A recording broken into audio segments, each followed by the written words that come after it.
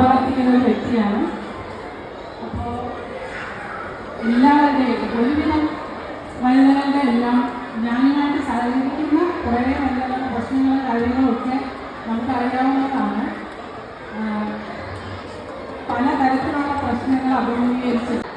അപ്പോൾ നമുക്ക് സെഷനിലോട്ട് പോവാം. അധികം സമയം ഞാൻ ഡിലേ എടുക്കുന്നില്ല. So just move on to the next. Thank you ma'am. അതുപോലെ തന്നെ നല്ല ഒച്ചയുണ്ട്, കുഴപ്പമില്ല.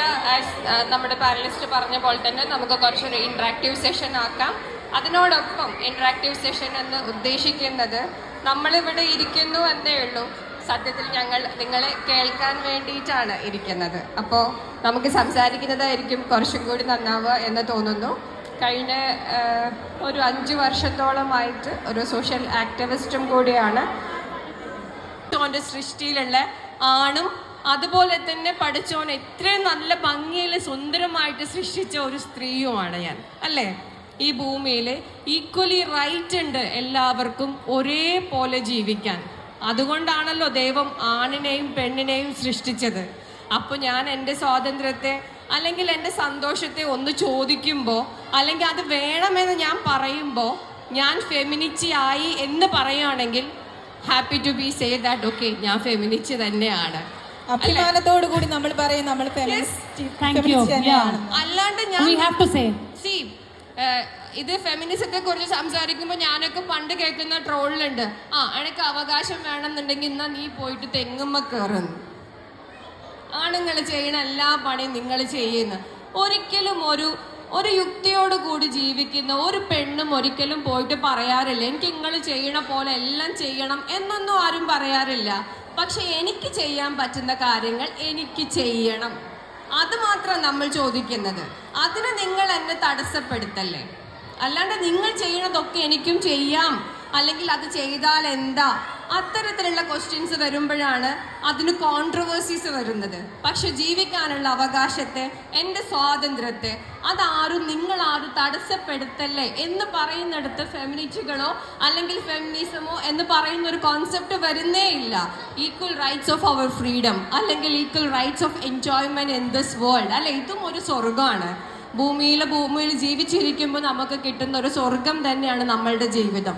ഈ ജീവിതത്തെ ഒരു നരകമാക്കി മാറ്റാൻ എന്തെങ്കിലും ഒരു ഡോമിനൻസിനെ കൊണ്ട് നമ്മുടെ ഓപ്പോസിറ്റ് സെക്സ് ശ്രമിക്കുമ്പോഴാണ് നമുക്ക് അതിനെതിരെ പ്രതികരിക്കേണ്ടി വരുന്നത്. അല്ലാണ്ട് ഫെമിനിസം ഒരു ബാഡ് കോൺസെപ്റ്റ് അല്ല. എല്ലാ മനുഷ്യൻ്റെയും ആഗ്രഹങ്ങളെ, ആവശ്യങ്ങളെ, സ്വാതന്ത്ര്യത്തെ ഒക്കെ നമ്മൾ ചോദിക്കുന്നത് മാത്രമാണ്. അത് ചോദിക്കേണ്ട ഒരു അവസരം നമ്മുടെ ഓപ്പോസിറ്റിൽ നിൽക്കുന്ന ഒരാൾ ക്രിയേറ്റ് ചെയ്തത് കൊണ്ട് മാത്രമാണ്. അല്ലാതെ ഒരു റോങ് കോൺസെപ്റ്റിലേ അല്ല ഒരിക്കലും ഒരു ഫെമിനിസം എന്ന് പറയുന്നത്. എവിടെയോ ഒരു ബലഹീനത അത് ദൈവത്തിൻ്റെ സൃഷ്ടിപ്പിൽ തന്നെ ഉണ്ട്. സ്ത്രീ ഇപ്പം നമ്മൾ പറഞ്ഞു, മൂഡ് സ്വിങ്സിനെ പറ്റി പറഞ്ഞു. ഒരു മാസം 4 ആഴ്ചയാണെങ്കിൽ ഈ 4 സ്റ്റേജിലൂടെ നമ്മൾ ഒരു സ്ത്രീ മൂഡ് സ്വിങ്ങിലൂടെ കടന്നു പോകുന്നുണ്ട്.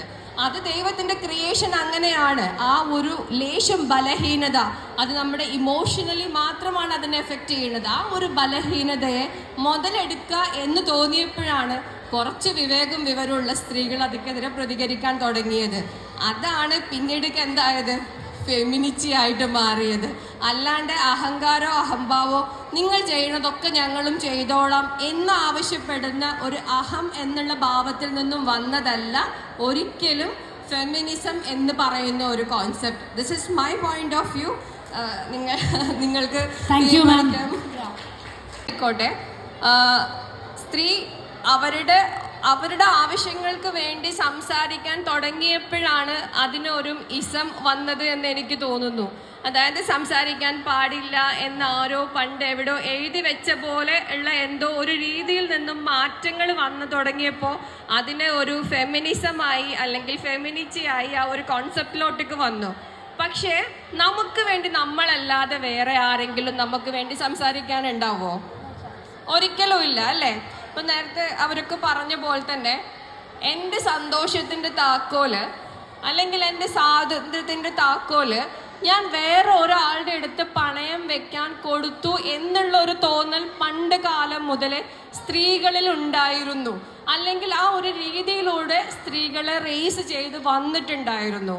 എൻ്റെ സന്തോഷത്തിൻ്റെ താക്കോൽ എൻ്റെ കയ്യിൽ തന്നെയാണ്, അത് ഞാൻ ആരുടെ അടുത്തും കൊടുത്തിട്ടില്ല എന്ന് പറയാൻ തുടങ്ങിയെടുത്താണ് നമ്മൾ ഫെമിനിസം എന്നുള്ള കോൺസെപ്റ്റിൽ നിന്നും അതൊരു ഫെമിനിറ്റിയിലോട്ടേക്ക് മാറിയത് എന്നാണ് ഞാൻ എപ്പോഴും Adjustment is coming from us. The main reason is when we adjust our life with husband, he will take a part of it. And thank God, my life is not like ആളുകൾക്ക് പറയാൻ പറ്റുമോ നിങ്ങൾക്ക്? ഇല്ല. നിങ്ങളുടെ അമ്മായിയമ്മക്കോ നിങ്ങൾ അല്ലെങ്കിൽ വിവാഹം നിങ്ങളുടെ കഴിച്ച് പോവാ പറഞ്ഞ കൺസെപ്റ്റ് തെറ്റാണ്. എന്തിനാണ് വിവാഹം കഴിച്ച് മറ്റുള്ളവരുടെ വീട്ടിൽ പോകുന്നത്? നിങ്ങൾക്ക് സ്വന്തം വീട്ടിൽ നിന്നൂടെ? ഈ കൺസെപ്റ്റിനെ നിങ്ങൾ മാറണം. അതിന് എത്ര പുരുഷന്മാര് ഭാര്യ വീട്ടിൽ വന്ന് താമസിക്കാൻ തയ്യാറാണെന്ന് കൂടെ നിങ്ങൾ പറയണം. എന്നാ ഞങ്ങൾ ഇന്ന് റെഡിയാ. ഞങ്ങൾ വളർന്നു വന്ന് ഞങ്ങളുടെ മുറി വിട്ട് ഞങ്ങൾക്ക് വേറെ വീട്ടിൽ പോവേണ്ട ആവശ്യമില്ല. നിങ്ങൾ ഭയങ്കര ഡിപ്പെൻഡന്റ് ആണ്. അതാണ് നിങ്ങൾക്ക് കല്യാണം കഴിച്ച ഹസ്ബൻഡ്